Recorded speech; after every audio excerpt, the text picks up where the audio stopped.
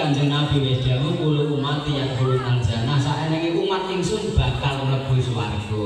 Allahumma ja'alna minhum amin ya rabbal alamin. Ilaman aba kejaba sing ora kersa. Kanjeng Nabi dawuh manten niku sahabat nggih renghiran para sahabat. Ya kok ana menungso kok ora gelem mlebu swarga. Mlebu swarga ngono penak kepengin dahar karek muluk ora sah kanthi ngencepno jejjer. Kepengin munjuk ya karek nyucuk ora